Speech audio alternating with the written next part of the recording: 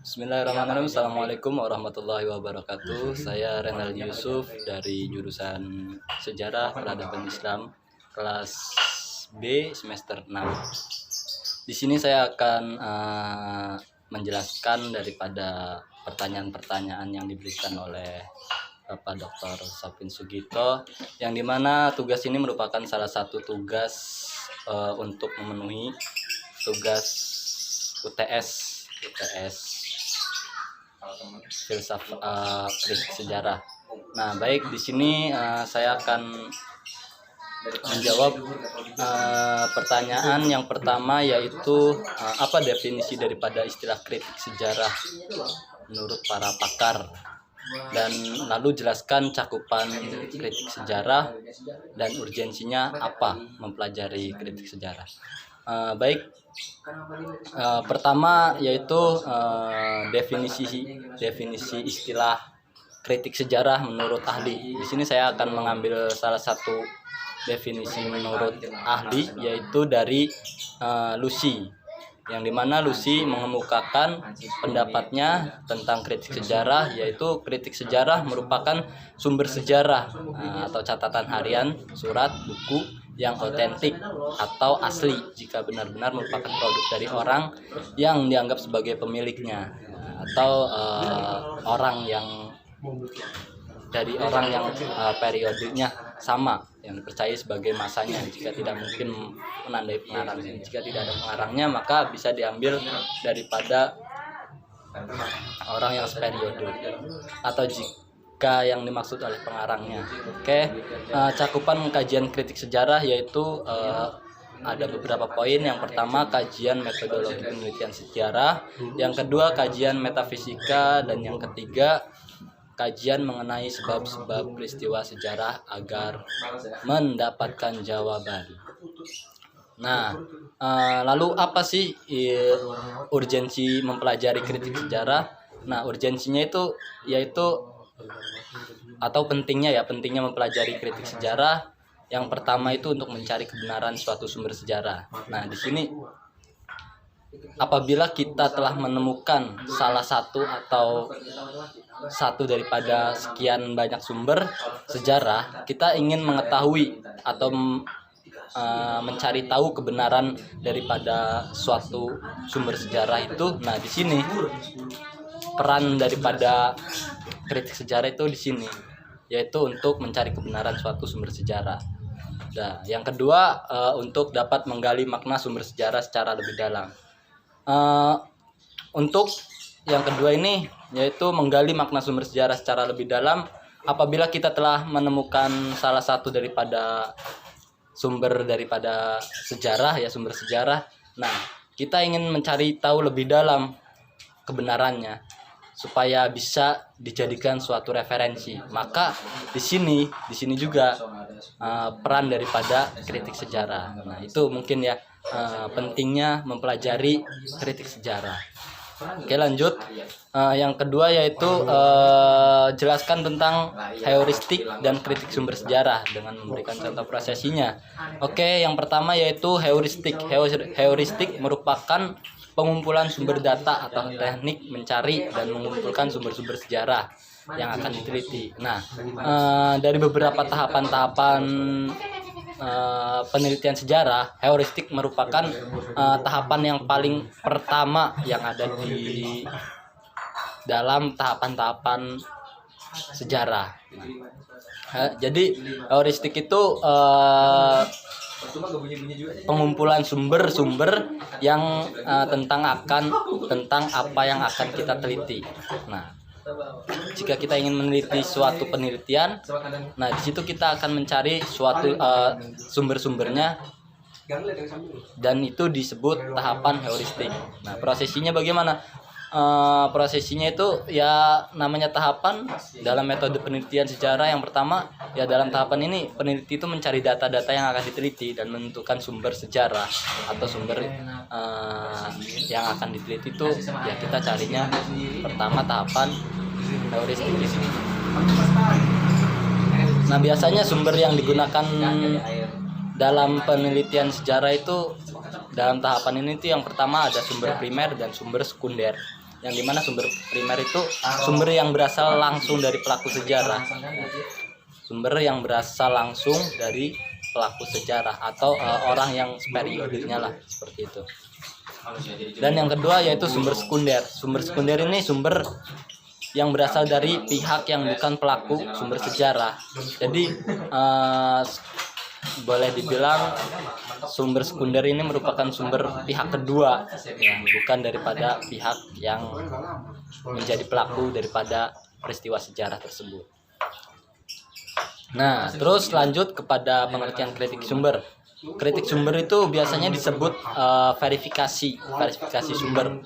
Nah, verifikasi sumber ini atau kritik sumber ini pengertiannya yaitu teknik untuk memperoleh keabsahan sumber atau menyelidiki jejak-jejak sumber sejarah baik bentuk maupun isinya. Nah, prosesinya bagaimana? Prosesinya yaitu kritik sumber atau verifikasi ini merupakan tahap kedua dalam metode penelitian sejarah. Ya, setelah tahapan heuristik yang pertama tadi, nah yang kedua yaitu tahapan kritik sumber.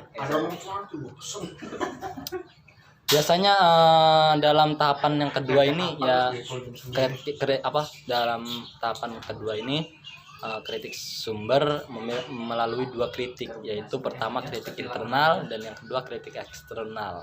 Kalau kritik internal itu dengan kredibilitas, yaitu menyelidiki tentang bendawinya, keabsahan bendawinya. Dan yang kedua yaitu kritik eksternal. Kalau kritik eksternal itu biasanya dengan otentisitas, yaitu menyelidiki tentang pertanyaan-pertanyaan yang mencakup daripada 5W1H dari sumber tersebut. Oke, lanjut ke pertanyaan ketiga. Apa yang kamu ketahui tentang historiografi? Jelaskan prosesinya. Historiografi yang saya ketahui, historiografi itu berasal dari dua kata, yaitu history dan graph. Yang dimana history itu artinya sejarah dan graph itu tulisan. Jadi historiografi itu adalah berupa suatu tulisan sejarah atau pelaporan hasil penelitian sejarah. Prosesnya yaitu historiografi merupakan tahapan terakhir atau tahapan kelima dalam metode penelitian sejarah, yang mana merupakan cara penulisan, pemaparan atau pelaporan hasil penelitian sejarah yang dilakukan. Penulisan ini hendaknya dapat memberikan gambaran mengenai proses penelitian dari awal sampai akhir. Jadi setelah kita melakukan suatu penelitian nih, disinilah tahapan yang paling terakhir. Tahapan yang paling terakhir yaitu historiografi. Seperti itu. Lanjut ke pertanyaan 4, yaitu apa kaitannya antara sumber sejarah, interpretasi dan historiografi? Jelaskan dengan contoh. Oke, yang pertama yaitu sumber sejarah. Sumber sejarah, interpretasi dan historiografi yang mana merupakan tahapan dalam metode penelitian sejarah yang harus dilewati secara sistematis. Misalnya dalam sumber sejarah berarti mengumpulkan data-data atau sumber-sumber sejarah yang kemudian diverifikasi atau dikritik ya dalam sumber tersebut. Kemudian tahapan yang selanjutnya yaitu interpretasi, yang mana interpretasi itu berarti menafsirkan fakta atau menyusun fakta-fakta yang sudah diverifikasi agar saling berkesinambungan. Jadi supaya nyambung, nah disinilah dilakukannya interpretasi. Dan yang terakhir yaitu historiografi, yaitu proses penulisan atau pelaporan penelitian yang mencakup gambaran penelitian dari awal hingga akhir atau penarikan kesimpulan, seperti itu. Dan yang kelima, sebutkan biografi dua tokoh kritik sejarah dan pemikirannya. Yang pertama, tokoh daripada kritik sejarah beserta pemikirannya yaitu pertama Kunto Wijoyo. Ya, menyebutkan biografinya. Kunto Wijoyo lahir di Sanden, Bantul, Yogyakarta pada 18 September 1943. Ia mendapatkan pendidikan formal keagamaan di Madrasah Ibtidaiyah di Klaten, Jawa Timur. Kemudian melanjutkan SMP-nya di Klaten SMA-nya di Solo dan melanjutkan kuliah di Universitas Gadjah Mada atau UGM dan mendapat gelar magister di Universitas Connecticut, Amerika Serikat. Nah, Kunto Wijoyo ini meninggal pada tanggal 22 Februari 2005 di Yogyakarta.